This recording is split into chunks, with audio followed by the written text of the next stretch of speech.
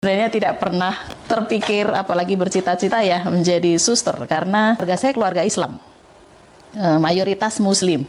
Sholat, ya saya ikut, saya di pintu sambil menuding gitu. Sampai kapanpun saya tidak akan pernah merestui kamu.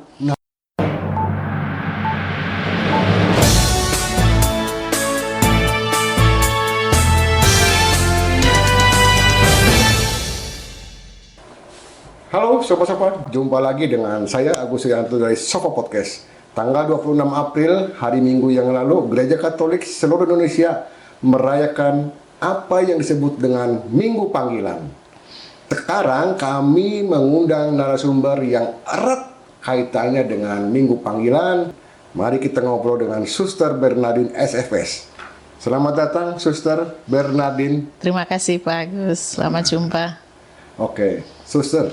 Ini kan tanggal 26 April, hari Minggu yang lalu, itu kan Minggu Paskah keempat, dan orang mengenalnya sebagai Minggu Panggilan. Iya, betul. Apa yang dimaksud dengan Minggu Panggilan, Suster? Ya.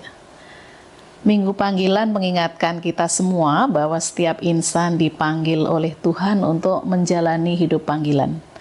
Ada wadah hidup yang direstui oleh Tuhan Yesus dan disampaikan dalam kitab suci, bisa memilih berkeluarga, hidup selibat di biara, selibat di tengah masyarakat, menjadi aktivis menggereja maupun hidup karena karir. Karena karir. Ya. Jadi Minggu Panggilan itu tidak semata-mata untuk menjadi kaum berjubah atau gimana, Sus? Tidak juga. Tidak juga. Tapi orang dipanggil oleh Tuhan untuk menjalani hidup beriman menuju pada keselamatan kekal. Jadi cara mencapai kesucian hidup bisa memilih salah satu wadah hidup yang diizinkan oleh Tuhan Yesus. Karena ada orang yang bisa menikah, ada orang yang memang sejak lahir tidak bisa menikah, tapi ada juga orang-orang yang memang sudah ditentukan untuk menghayati hidup secara khusus menjadi pengikut Yesus. Iya. Ya. Nah, Suster, mengenai bagi orang-orang yang terpanggil untuk menjadi hidup selibat. Iya. Itu apa namanya? Kadang-kadang kalau saya dengar cerita tuh ada yang sudah pacaran, ternyata jadi biarawan atau biarawati seperti itu. Iya. Betul ya, Suster ya? Betul. Dan itu kalau nggak salah tuh pernah Tuhan Yesus sendiri ngomong, maksudnya waktu janin pun sudah ditetapkan Ya, gitu. sudah ditentukan sejak dalam kandungan ibu. Oh. Iya. Dan itu ada di Alkitab ya, Suster. Iya, iya. Jadi apapun kalau misalkan Tuhan Yesus sudah menghendaki si A, si B, si C jadi apa, pasti itu jadi ya, Suster ya. Tidak bisa mengelak menurut pengalaman iman saya. Oke. Pengalaman iman. Suster Bernardine sendiri bagaimana pengalaman iman ini? Bisa menjadi seorang biarawati. Bisa cerita, Suster?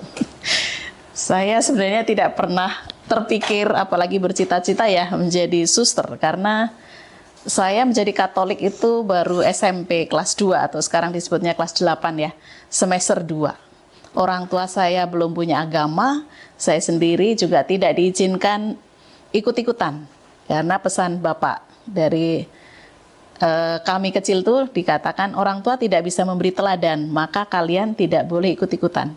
Tapi nanti usia SMP, Bapak izinkan kalian memilih salah satu agama dan jalankan ajarannya, itu saja. Tapi karena saya disekolahkan di Kanisius, saya hanya membandingkan karena keluarga saya keluarga Islam, mayoritas Muslim. Sholat, ya saya ikut melihat bagaimana saudara sepupu wudhu, sholat begitu ya.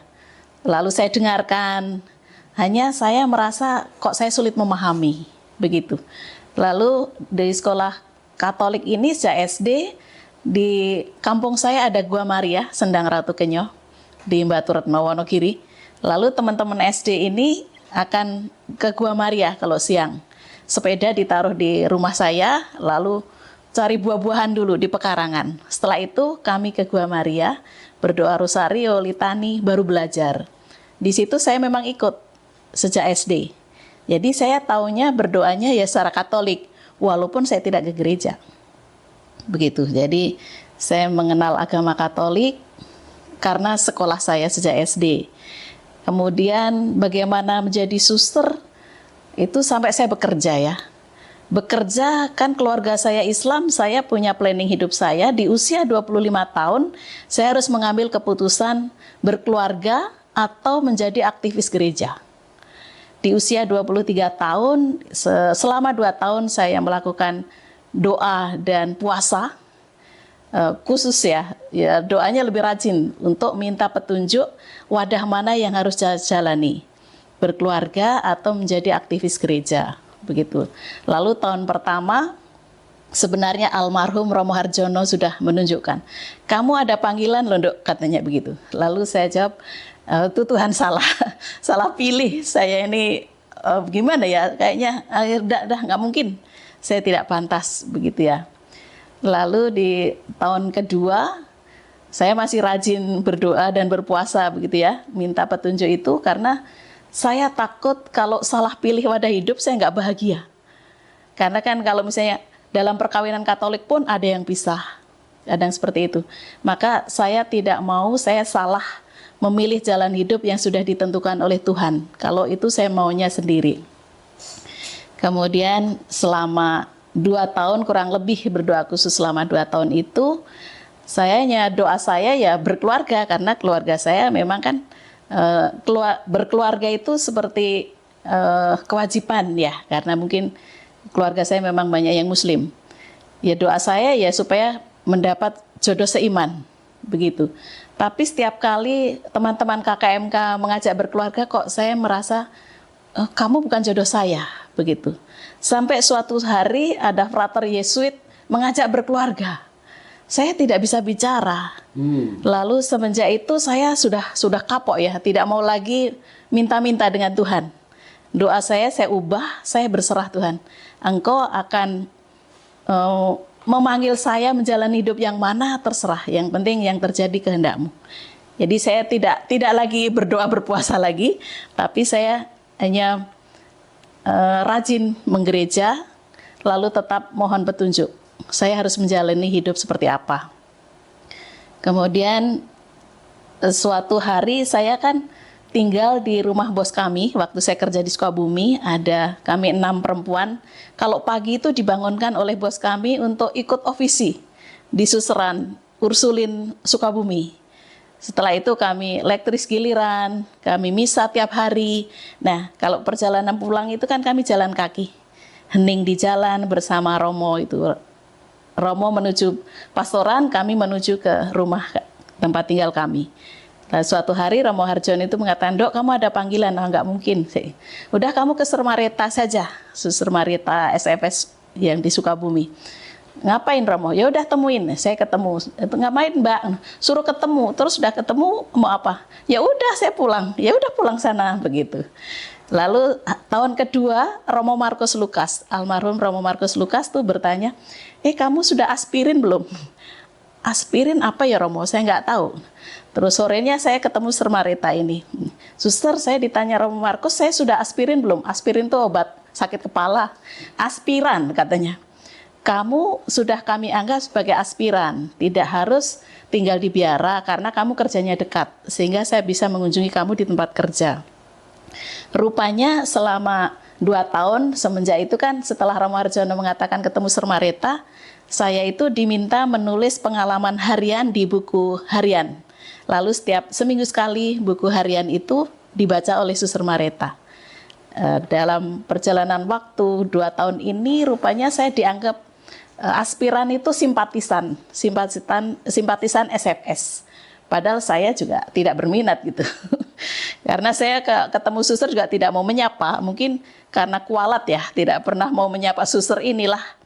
Akhirnya dari situ suatu saat saya hening karena saya diberi buku Doa Tak Kunjung Putus. Jadi doa batin di dalam hati. Saya selalu dialog dengan Tuhan Yesus. Pas hari Jumat jam 3 saya di kaca begini, saya hening. Seperti Tuhan Yesus mempertanyakan, kapan engkau ikut aku? Saya jawab 1 tahun lagi ya Tuhan, supaya saya lebih layak.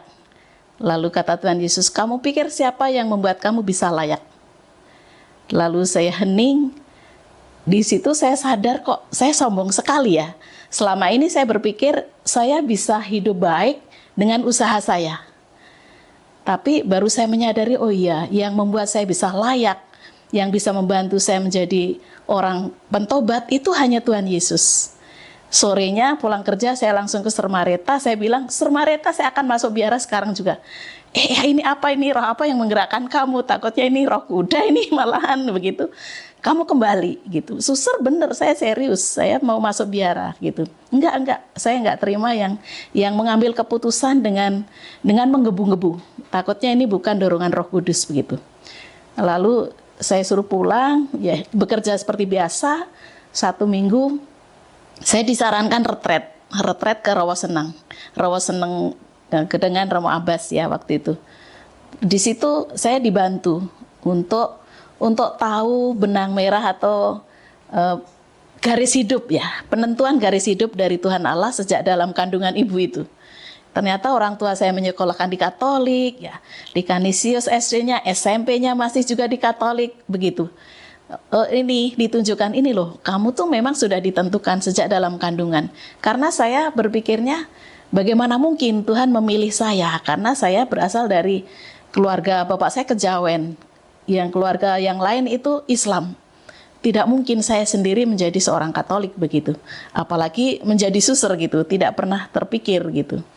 Dari situ karena sudah dibantu membuat perjalanan hidup tadi, oh betul juga ya, Tuhan sudah menentukan garis hidup. Baru saya yakin bahwa saya memang dipilih dan dipanggil Allah untuk menjalani hidup khusus sebagai pengikut Yesus. Maka saya akhirnya masuk biara Pak dengan mantap dan penuh kesadaran. Karena usia saya pas 25 tahun, saya ulang tahun bulan Juni, bulan Juli saya masuk.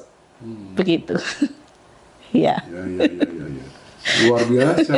Itu pun setelah melakukan, tadi suster bilang usia 23 sampai 25 melakukan doa terus. Iya, 2 tahun. Karena saya juga harus menyiapkan orang tua saya. Tahun pertama sepertinya masih berat.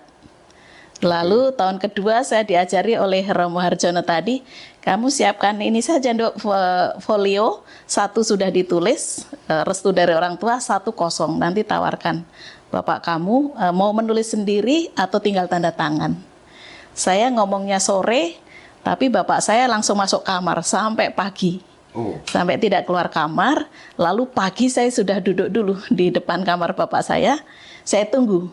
Pas bapak saya keluar, saya katakan, Bapak mau menulis surat izin ini atau tanda tangan? Lalu bapak saya hanya pesan gini, saya sudah merenungkan sepanjang malam, anak itu hanya titipan Allah. Kalau Allah menghendaki kamu harus menjalani hidup sebagai biarawati, Bapak tidak punya hak untuk menahan kamu. Tapi pesan Bapak, kalau dalam perjalanan panggilanmu nanti kamu tidak bahagia, pulanglah, ini rumahmu. Itu di luar dugaan saya tidak terpikir keluar-keluar begitu ya. Kalau sudah masuk ya itu tanggung jawab hidup saya begitu. Lalu adik saya yang ketiga itu usia 5 tahun mungkin ya. Mama saya di kamar mandi, dia panggil, Mama, Bapak tanda tangan gitu. Mama saya di pintu sambil menuding gitu. Sampai kapanpun saya tidak akan pernah merestui kamu. Begitu. Saya dalam hati hanya gini, silahkan bertaruh dengan Tuhan Allah. Sayanya begitu. Karena saya sendiri sebenarnya tidak mau Pak. Sudah mengelak 2 tahun itu dan saya sakit-sakitan. Oh sakit-sakitan? Ya, selama 2 tahun itu saya juga sakit-sakitan. Mungkin ya saya tidak tahu. Tapi sebelum masuk biara itu kan ada masa mengenal. Jadi saya 1 minggu mengenal di biara. Di rumah pembinaan, di rumah novisiat. Lalu oleh Suster Marieta kan magistra waktu itu ya. Mbak coba obatnya titipkan ke saya. 1 minggu saya tidak makan obat tapi saya sehat. Lalu gimana Mbak tidak makan obat? Kok saya bisa sehat ya Suster? Tensi saya kok tidak ngedrop ya? Saya tidak pusing begitu loh. Ya itu karena Mbak belum mengambil keputusan, belum menjawab panggilan Tuhan. Maka ya adanya hanya sakit. Nah ini kan setelah obat diserahkan ke saya kan nyatanya sehat. Dari situ saya makin meyakini. Makin meyakini ya? Iya, saya hanya berpikir ini setiap gajian hanya untuk ke dokter ini. Tapi setelah saya makin yakin bahwa Tuhan Yesus memilih dan memanggil saya yang menurut saya kan orang baru ya, orang Katolik baru gitu, tidak tahu menahu ajaran gereja Katolik gitu. Tapi setelah yakin, rupanya penyakit itu hilang. Itu mungkin yang saya renungkan, sama saja kalau kita menolak salib hidup atau kesulitan hidup tuh terasa berat. Tapi setelah diterima, dijalankan, teknik bagaimana membawa salib atau menyikapi kesulitan hidup, ya ringan begitu. Sehingga sukacita.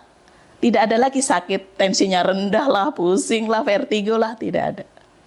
Karena Itu. setiap orang juga memiliki salib masing-masing ya, Suster. Iya, termasuk pergulatan hidup, mengambil keputusan tadi.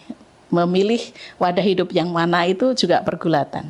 Iya, iya. Ya. Nah, terus akhirnya tadi kan ibu menolak tuh. Iya. Sampai kapanpun, kamu Dok, Nggak akan saya kembali restui. ke rumah gitu. Nggak Gimana akan. itu? Tidak, saya punya keyakinan. Karena saya sudah membuktikan ya, 2 tahun saya mengelak, ternyata tidak bisa. Pokoknya prinsip saya berkeluarga. Tapi setiap ada yang melamar saya, mengajak menikah kan, saya merasa bukan ini. Ya, kamu bukan jodohku. Begitu. Ada sesuatu yang menurut saya bukan, tapi saya juga nggak tahu gitu. Terus kamu tuh apaan sih gitu? Enggak, saya bukan menghindar atau tidak, tapi saya merasa ini bukan, kamu itu bukan jodohku. Saya juga nggak tahu Tuhan itu menghendaki saya apa, saya juga nggak tahu begitu. Sampai setelah, oh iya, saya menyerah, memang akhirnya lega, seperti nggak ada beban. Begitu. Maka walaupun mama saya mengatakan begitu, bagi saya nggak jadi hambatan. Sehingga saat saya kekal, orang tua saya diundang, saat kita berlutut meminta restu, memang mereka nangis. Karena saya akhirnya masuk hanya sendiri. Dari sekian belas orang itu, akhirnya saya hanya masuk sendiri. Sehingga kalau kekal sendiri, ya saat minta restu orang tua itu, mama saya hanya begini, jangan melupakan keluarga. Begitu. Padahal setelah kita masuk biara, kita tidak terpisah dari keluarga biologis. Masih ada waktu untuk cuti. Begitu ya, bisa mengunjungi orang tua. Oke. Ada juga titipan rezeki untuk orang tua, begitu. Oh gitu ya, Sus? Iya, ada uang cuti untuk orang tua. Ada cuti juga gitu ya? Iya, ada waktu bersama keluarga setahun sekali untuk Pulau Jawa. Lalu yang lain-lain tidak 2 tahun sekali, ya berarti kalau setahun 10 hari ya berarti dikalikan 2 kalau misalnya 2 tahun sekali. Begitu. Gitu. Iya. Berarti ada cuti juga untuk mengunjungi keluarga. Iya, jadi sebenarnya tidak terputus dengan keluarga biologis. Ya, Begitu. Ya. Lalu juga kami waktu itu saya dibantu oleh Romo Harjono ya. Coba saja Dok buat inventaris mana yang menguntungkan, hidup berkeluarga atau hidup selibat. Dalam arti bagaimana kita dalam merespon kalau orang tua sakit. Lebih cepat mana? Kalau hidup membiara kan lajang selibat itu tidak terikat oleh anak dan pasangan hidup. Sehingga kapanpun kalau orang tua misalnya sakit keras, pasti langsung diizinkan pulang. Tapi kalau berkeluarga kan anak masih sekolah, masih harus bekerja begitu. Ini saya pikir, oh ya ini juga cara Tuhan ya. Jadi pada dasarnya kita tidak terpisah dari relasi dengan orang tua dan keluarga biologis begitu. Iya. Suster berapa berkeluarga, kakak adik? Saya anak pertama, adik saya 2. Anak pertama lagi. Iya. Wah, aduh. Iya, adik saya 2 Islam semuanya. Oh gitu? Iya. Sampai sekarang? Iya. Semua Islam, dalam keluarga besar saya hanya saya yang Katolik. Waduh, dalam keluarga besar ya? Iya. Oke. Tadi ada sempat juga dengan singgung Romo Markus Lukas. Jadi pada waktu Romo Markus Lukas waktu di mana? Di Yayasan Mardi Yohana Sukabumi. Waktu beliau ketua yayasan, saya aktivis KKMK, beliau pendamping KKMK. Saya seksi rohani di KKMK. KKMK apa sih? Kelompok Karyawan Muda Katolik. Kelompok Karyawan Muda Katolik. Jadi kami membentuk orang-orang muda yang sudah bekerja atau mahasiswa dengan tujuan supaya mendapatkan jodoh seiman. Karena waktu itu kami prihatin kok banyak kawin campur begitu. Iya. Maka kami merintis adanya KKMK ini. KKMK Iya. Iya. Nah tadi Suster juga ada bilang mengenai apa sama Romo Harjono diminta buat mendaftar. harian. Iya, atau inventaris juga. Inventaris. Ke istilahnya apa ya? kelebihan atau keuntungan hidup selibat di biara maupun berkeluarga begitu. Oh, Ya. semacam cost and benefit analysis ya. Iya, nah, mana sih yang bisa terutama dalam gimana ya, memperhatikan orang tua. Kalau berkeluarga kan pasti bukan orang tua kandung yang lebih dulu diutamakan. Iya. Pasti kan keluarganya, anak, pasangan, dan mertua itu yang lebih utama. Baru orang tua sendiri. Tapi kalau hidup membiara kan ada apa-apa ya izin untuk orang tua lebih mudah. Mendengar sakit keras pasti tinggalkan pekerjaan dan boleh pulang tanpa ada hambatan ya. Oke, Gitu. Suster, jadi Suster sudah masuk biara udah berapa belas tahun? Saya masuk tahun 96. Waduh.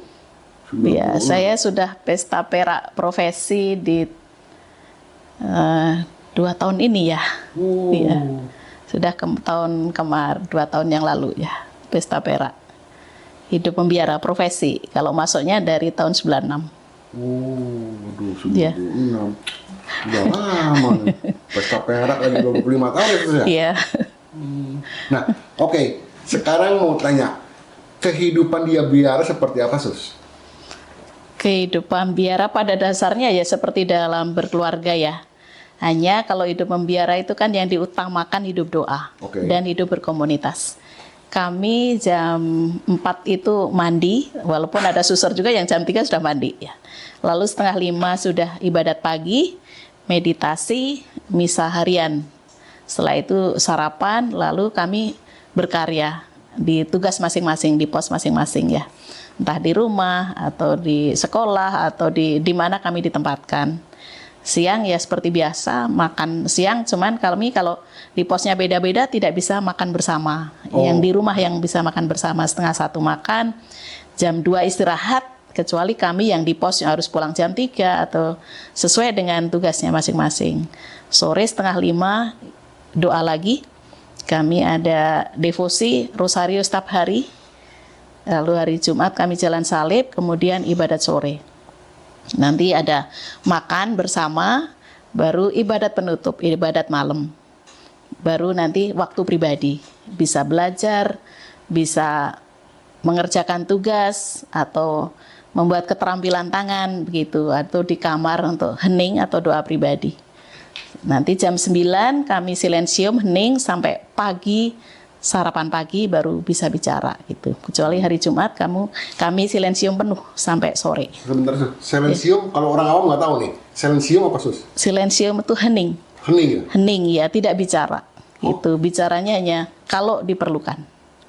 Oh ya? Begitu. Kami hening ya, hening untuk berelasi dengan Allah ya. Itu tradisi untuk kongregasi kami. Jadi setiap Jumat yang merenungkan sengsara Yesus, walaupun bekerja tapi hening begitu. Kalau dengan awam, kalau misalnya berjumpa harus bicara ya bicara, tapi volume tidak harus teriak-teriak. Gitu. Dalam bekerja sebaiknya tetap hening. Jadi ada komunikasi dengan Tuhan atau refleksi ataupun berdoa di hati begitu. Tidak sambil ngomong begitu. Gitu. Ya, tapi silensium penuh itu kalau hari Jumat. Begitu. Jumat malam Sabtu. Atau Kamis malam Dari Kamis malam, lalu Jumat bicara lagi setelah ibadat sore. Oh. Begitu. Iya. Iya, iya. Kenapa yang dipilih hari Jumat, Suster? Mungkin ada desain tertentu? Ya, kami devosinya pada sengsara Yesus Oh, disalib, Yesus. sehingga Jumat itu kan merenungkan sengsara Yesus. Iya, iya. Begitu. Maka lebih banyak waktu untuk hening dan doa-doa devosi, mau jalan salib, mau rosario atau apapun. Jadi bisa doa pribadi maupun bersama. Gitu. Sus, kalau di tempat tinggal Suster itu ada pembantu atau Suster ngerjain ngepel gitu nggak? Kami memang ada karyawan setiap cabang. Tidak semua punya karyawan ya. Oke. Di dalam komunitas kami, tapi kalau ada karyawan bukan berarti kami tidak bekerja. Oke. Ada suster bagian masak, walaupun ada mbaknya, bukan berarti susternya tidak bekerja juga, bareng-bareng. Gitu. Ngepel pun juga ada saatnya bareng-bareng. Nyuci juga, ada suster juga yang ikut nyuci. Oh gitu. Begitu. Tidak semua karena ada pegawai lalu semua pegawai, Iya, tidak. iya, iya. Begitu. Oh. Pegawai itu kami menjadikan partner ya, sebagai saudara dalam semangat Fransiskan ya.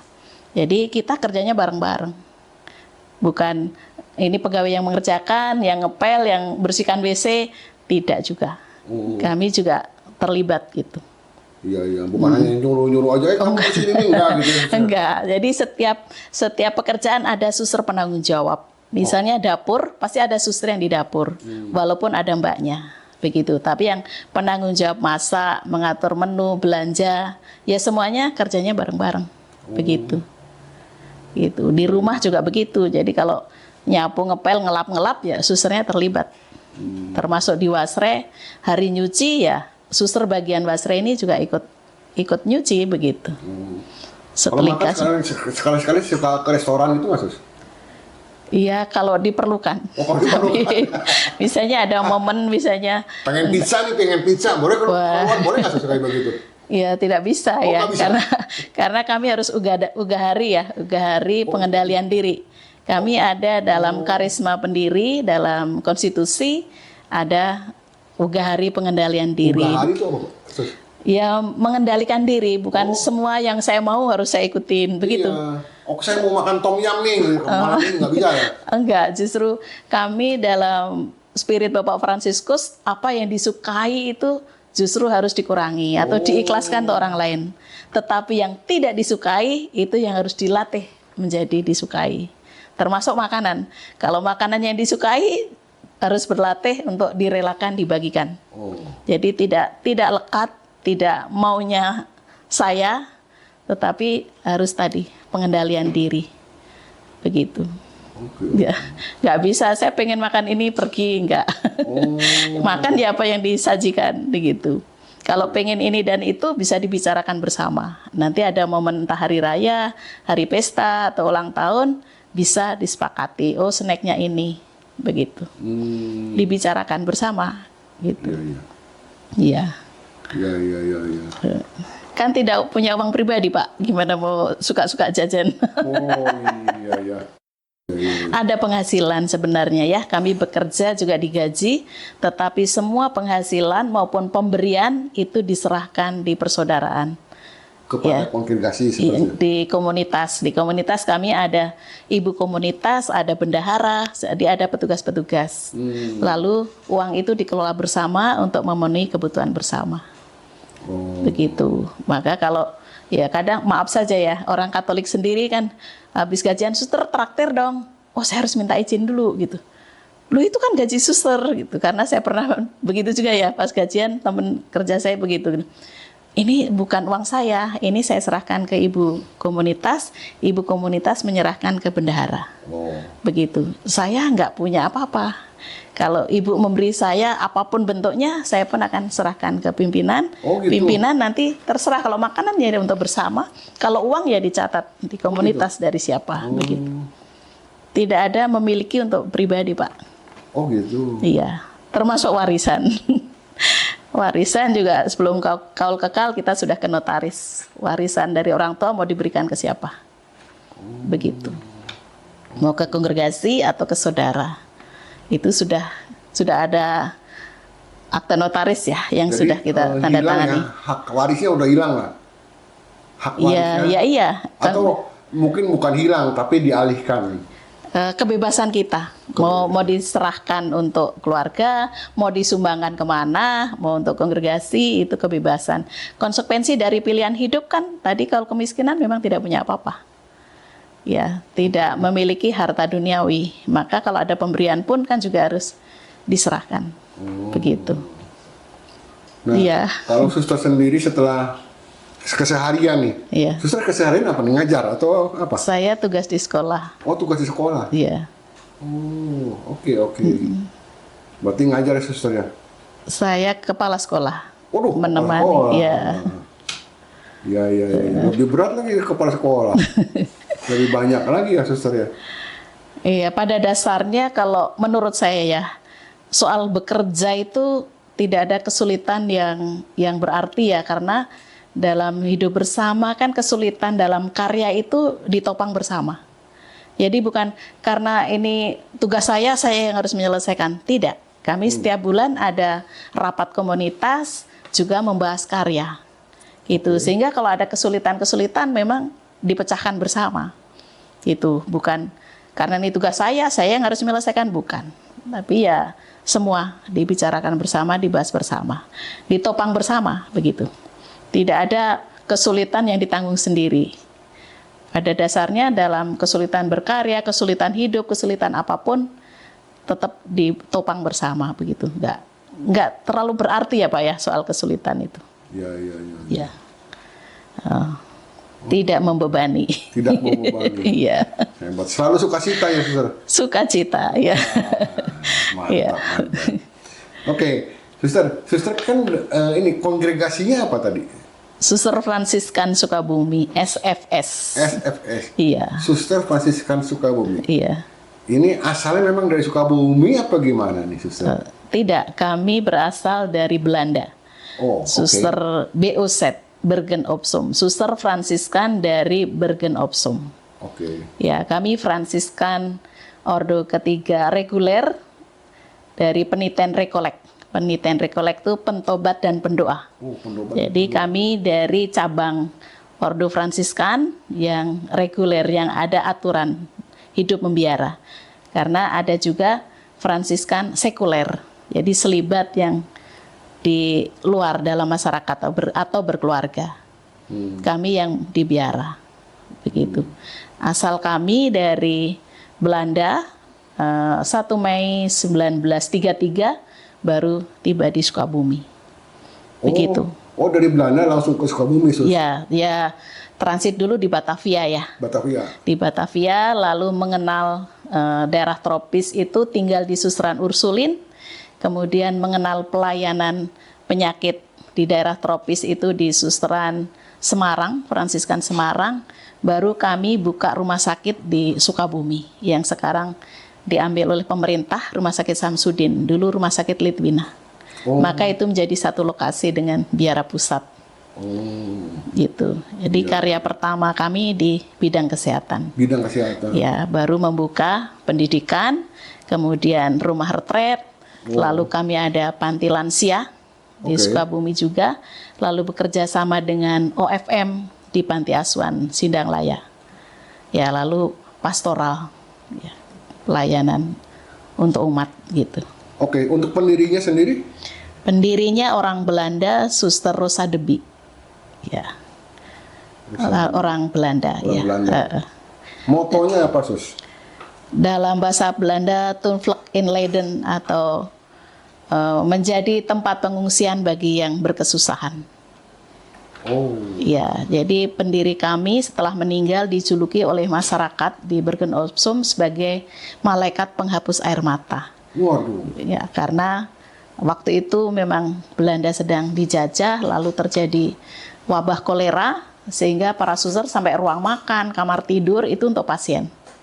Makanannya juga untuk pasien, sehingga suster kami masih muda-muda meninggal karena kurang makan dan kecapean ya. Karena merawat para pasien ini. Begitu, sehingga mendapat julukan malaikat penghapus air mata. Maka motonya tadi dituliskan pengungsian bagi yang berkesusahan. Begitu. Jadi lewat penderitaan kita akan hidup mulia. Maka devosi kami juga pada Yesus yang tersalib, yang menderita. Begitu. Oke, terus berarti pusatnya di mana ini? Di Sukabumi? Kalau di Indonesia di Sukabumi. Oh, ya. Untuk di Indonesia sendiri SFS ini ada di mana aja? Kami berkarya di Keuskupan Bogor, Keuskupan Agung Semarang, kemudian di Padang, Keuskupan Padang, Keuskupan Samarinda dan Palangkaraya. Oh, udah nyebar ya? Iya. Iya. Kalau di mancanegara, di Belanda aja? Di Belanda kami tidak melanjutkan di sana. Di sana kami masih ada suster, tapi tinggal 1 orang. Oh. Ya, suster-suster yang di Belanda berpesan kembangkan yang ada Indonesia. Baru nanti mungkin tetap ada wacana melayani di negara lain begitu. Iya. Nah, tadi kan suster bilang ada dari sisi kesehatan, pendidikan. Kalau untuk di Bogor sendiri, di Keuskupan Bogor di mana aja? Kesehatan? Enggak. Kesehatan ada klinik. Ada klinik. Ya, klinik Sindanglaya, Sukabumi, Melania Cibinong. Ya, untuk kesehatan ya, Ya, klinik. Ya, klinik. ya, kalau rumah sakitnya ada di Jawa Tengah. Oh, rumah sakit di Jawa Tengah. Ya. Di mana, Sus? Di Mardi Lestari, Sragen. Oh, Sragen. Ya. Kalau untuk pendidikan? Pendidikan kami ada PG, TK, SD, SMP, SMA. Waduh. Menyebar baik di Jawa Barat maupun Jawa Tengah. Sedangkan di keuskupan lain kami bekerja sama dengan keuskupan. Oh. Ya, berkarya di sekolah maupun asrama juga. Iya. Ya. Kalau ini panti asuhan sama yang lansia? Panti asuhan kami bekerja sama dengan saudara OFM di Sindanglaya Cipanas, kemudian panti lansia tadi ada di Sukabumi. Oh. Ya, di belakang gereja Paroki Santo Yosep. Iya. Ya, Panti lansia. ya, Wisma Lansia. Wisma lansia. Ya. Di kota lain belum, Sus? Kota lain belum. Iya. Ya, sudah ada umat yang meminta, uskup yang meminta, tanah juga sudah diberikan. Ya, mohon doanya saja. Oh, iya. Ya. Amin. Karena intensi dari keluarga yang memberikan tanah, kami harus membuka lansia. Oh. Ya, mohon doanya saja kapan Tuhan mengabulkan. Iya. Ya. Oke, Suster berarti kepala sekolah tadi. Ini kepala sekolah Iya. di mana, Sus? Di SD Mardi Waluya Bondongan, Bogor. SD, kepala sekolah SD. Iya. Nah, kita singgung pendidikan. Iya. Karena Suster kan kepala sekolah. Iya, Ya gimana kan? Pak? Jadi, bagaimana kondisi pendidikan nih saat ini? Saat Menurut ini. dari sudut pandang seorang pengajar. Oh iya. Iya, sekarang Indonesia sedang menggerakkan kurikulum merdeka ya. Dengan harapan memang guru itu berkreativitas, cara pandang juga berubah. Bahwa anak-anak itu pada dasarnya bisa berkembang, bisa berprestasi dalam bidangnya. Jadi namanya juara itu bukan hanya akademik. Setiap anak itu bisa berkembang sesuai bakatnya. Begitu. Maka sekolah juga harus memfasilitasi itu. Ya. Dan kami sebagai tenaga pendidik harus berubah juga paradigmanya. Harus adaptif juga. Iya, dan kolaboratif juga dengan berbagai pihak ya, demi kemajuan anak-anak bangsa. Begitu. Tapi tantangan tersulit sekarang itu kan pembentukan karakter anak-anak ya. Dan ini anak-anak menjadi baik itu bagaimana keluarga. Karena pendidik utama sekolah yang pertama adalah keluarga.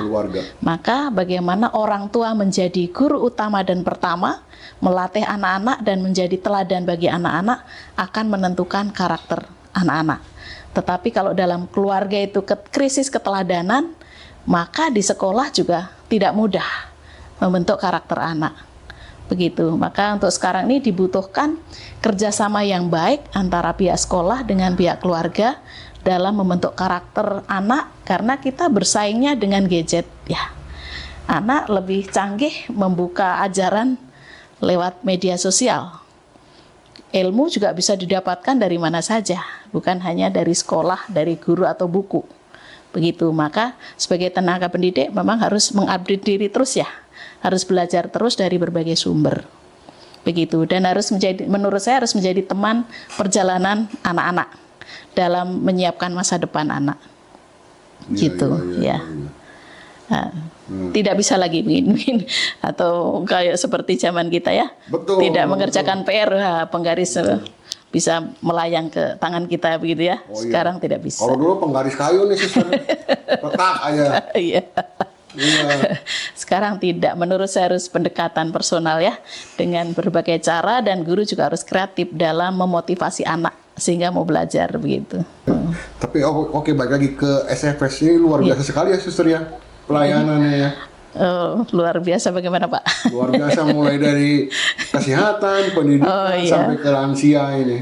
Iya, itu rumah sakit juga. Para pendahulu kami di Belanda juga sudah melakukan itu ya Pak ya. Jadi kita itu berkarya karena menangkap tanda-tanda zaman ya. Dulu di Belanda itu karena terjadi penjajahan, lalu ada wabah kolera ya, berkarya di kesehatan. Kemudian peperangan itu kan akhirnya banyak yang meninggal, lalu ada anak-anak muda yang tidak didampingi. Maka kami menampung anak-anak putri untuk diberi pembekalan keterampilan tangan. Kami buka asrama. Kemudian para lansia kan tidak dirawat karena anak-anaknya bekerja sibuk, maka membuka lansia. Maka di Indonesia juga itu kami lanjutkan. Jadi kami membuka pelayanan itu karena melihat kebutuhan masyarakat. Ya, kalau memang dibutuhkan ya kami berusaha untuk menanggapi itu. Begitu ya, seperti sekarang ini sebenarnya Suster itu membuka penitipan jenazah. Akhirnya kami di wilayah di area rumah lansia itu ya satu paket, ada rumah ya untuk penitipan jenazah. Apa namanya, Suster, kalau itu? Ya. Yang penitipan abu jenazah itu kan? Bukan, ini hanya seperti rumah duka, tapi sebenarnya kami belum bisa disebut rumah duka. Hanya nanti berapa hari untuk ibadat di situ. Gitu ya. Satu paket dengan lansia kami, jadi ada klinik, lalu juga ada penitipan jenazah itu. Oh, penitipan Kalau jenazah. untuk penitipan abu, kebetulan di Sukabumi belum ada izin ya. Oh. Ya, kami memang karena sudah banyak umat yang Suster, bahwa itu ada tempat kremasi dan penitipan abu ya. Iya, betul. Tapi rupanya untuk pemerintah kami belum bisa, Suster. Itu belum ada aturannya sehingga kami belum bisa lanjutkan. Oh. Begitu. Baru rumah lansia dengan tadi rumah duka saja gitu. Ruang-ruang untuk penitipan. Kalau untuk penitipan abu jenazah itu memang perlu izin juga ya, Suster? Iya, harus izin ke pemerintah. Untuk Sukabumi belum bisa gitu. Jadi masih dimakamkan. Maka tempat kremasi juga belum ada. Iya, gitu. Iya. Ngomong-ngomong, saya teringat lagi. Suster, ada nggak misalkan yang sudah hidup membiara, akhirnya ada juga yang gagal kembali lagi kepada misalkan menikah atau gitu, ada nggak, Suster? Ada. Oh, ada ya? Ya, untuk pendidikan di biara juga lama ya Pak ya. Jadi masa aspiran tadi bisa 6 sampai 1 tahun yang masih simpatisan. Lalu nanti masa postulat itu 1 tahun, masa novisiat 2 tahun, masa juniorat menurut hukum kanonik itu 6 tahun, bisa sampai 9 tahun. Waduh. Jadi proses definitif kalau kekal itu sekian lama pendidikannya. Selama masa pendidikan ini, calon ini masih bebas. Bisa selama masa pendidikan? Ya, sampai masa juniorat tuh masih ada kebebasan mengundurkan diri. Oke. Tetapi dari pihak kongregasi juga bisa menentukan dikembalikan pada keluarga atau dipulangkan. Ya, karena ini kan proses formasio pembinaan ini ada penilaian-penilaian. Kalau memang calon ini tidak berkembang dalam biara, pasti diantar pulang. Oh gitu? Begitu. Oh. Tapi kalau yang bersangkutan juga saya cukupkan, saya mengundurkan diri, akan bekerja, akan berkeluarga, juga diizinkan, belum terikat. Tetapi juga pada kenyataannya sudah kaul kekal, ataupun kalau imam sudah tahbisan atau bruder kaul kekal juga, ada kalanya juga tetap keluar. Kalau menurut saya itu kemungkinan sedang krisis ya. Kita seperti mungkin dalam berkeluarga ya, ada masanya itu seperti pengalaman imannya kering, kemungkinan karena hidup doanya kurang kuat, sehingga terjadi krisis. Nah, cobaan-cobaan itu kalau tidak dikomunikasikan dalam persaudaraan, ya tidak ada yang membantu. Sehingga bergulat sendiri sampai akhirnya titik jenuh, atau mengalami desolasi, jauh dari Tuhan, merasa kering seperti di padang gurun. Nah, akhirnya ambil keputusan, oh ini bukan tempat saya atau bukan panggilan saya lagi. Ya, ini sebenarnya kalau sudah menjadi anggota tetap, mengundurkan diri itu pada dasarnya bukan tiba-tiba ya. Pasti ada pergulatan atau gejala yang memang sudah dialami, hanya mungkin yang bersangkutan kurang terbuka dalam persaudaraan. Sebenarnya kesulitan apapun tadi saya sudah katakan ya, entah karya maupun orang jatuh cinta atau dijatuh cinta atau sedang kering dalam iman, kalau dikomunikasikan dalam persaudaraan pasti akan dibantu. Begitu. Oke, maksudnya persaudaraan apa nih, Suster? Di komunitas? Di komunitas ya. Di komunitas kan kita ada saudara. Dalam komunitas seperti dalam keluarga. Kalau kita terbuka dengan keluarga kan pasti dibantu. kami kan juga keluarga rohaninya ya dalam biara ini, dalam komunitas atau saudara sekongregasi. Begitu. Maka harus ada teman seperjalanan yang menjadi sahabat kalau terjadi hal-hal seperti ini, sehingga ada yang membantu begitu, bukan menyendiri. Kalau tertutup dan menyendiri, ya pasti ya tadi akhirnya ya ambil keputusan yang menurut saya ya kurang bijak atau hanya keputusan sementara ya begitu. Tetapi sebenarnya kalau Tuhan sudah memilih, memanggil dan saya mau, menurut saya kok orang bisa sampai akhir. Begitu. Setia sampai ya, akhir. setia sampai akhir. Sama dengan berkeluarga. Saya kira tidak ada pasangan yang harmonis dan ideal. Justru dari ketidakcocokan, kalau mau saling menyesuaikan, saya kira juga bisa saling setia hingga akhir. Begitu. Begitu juga dalam hidup membiara. Ya. Suster, tadi ada ini kalau novisiat apa, Suster? Apa sih artinya? Tahun rohani, novis sebagai orang baru. Jadi postulat itu nanti calon 1 tahun, novisiat itu 2 tahun. Novisiat 2 tahun. Jadi dia sudah mengenakan jubah ya. Kalau di kami kalau novisiat sudah mengenakan jubah, tapi belum mengenakan kalung begitu. Oke. Gitu. Jadi sudah tahun kedua nanti sudah. Tahun pertama itu tahun rohani, jadi dilatih mengenai spiritualitas, hidup doa, mengolah sisi manusiawi, belajar tentang ajaran gereja. Lalu tahun kedua nanti ada masa stase, itu seperti live in 3 bulan di komunitas karya, mengenal karya-karya kongregasi. Begitu, itu masa novisiat 2 tahun. Gitu, ya. Nah, terus kalau misalkan pendidikan formalnya sendiri, S1, S2 gitu atau gimana? Oh iya, itu tuntutan ya, karena kita melayani masyarakat. Oke. Untuk memenuhi tuntutan ya kami tetap studi. Nanti sekolah di universitas mana, jurusan apa, sesuai kebutuhan kongregasi dan sesuai juga kemampuan calon-calon. Begitu. Tetap kami kuliah ya. Tetap kuliah. Mau S1, S2 sesuai dengan tuntutan aturan pemerintah. Begitu. Sorry, kalau Suster Bernardine sendiri dari fakultas apa nih? Saya dari guru agama di Sanata Dharma, S2-nya manajemen pendidikan dari Pakuan. Iya. Sanata Dharma mah terkenal. Oh iya. Sip. Iya. Iya. Berarti memang standarnya sekarang mesti S2 ya, Sus? Iya, kalau tergantung bidang karya ya Pak ya. Oh, tergantung bidang karya. Bidang karya dan pelayanannya harus berperan atau bertanggung jawab sebagai apa. Begitu. Ya, kalau tuntutan itu ya diusahakan ya Pak ya. Dipenuhi, diusahakan gitu. Gitu, bukan sesuatu yang wah ya. Sekarang pendidikan kan memang kebutuhan ya. Memang kebutuhan. Ya.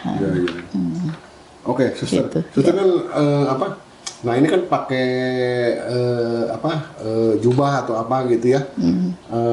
Kalau misalkan bepergian ke tempat umum gimana nih? Kami tetap mengenakan jubah. Aturan kongregasi kami selama tidak membahayakan nyawa tetap harus mengenakan jubah. Tetapi kalau pelayanan lingkungannya itu membahayakan untuk keselamatan jiwa, boleh minta izin ke pimpinan mengenakan baju preman seperti biasa. Begitu. Kami pernah mengutus suster harus waktu tsunami di Aceh supaya bisa membaur di tengah masyarakat ya harus mengenakan baju biasa atau pendampingan kesehatan di lingkungan yang non Katolik yang non Katolik yang mungkin profesinya itu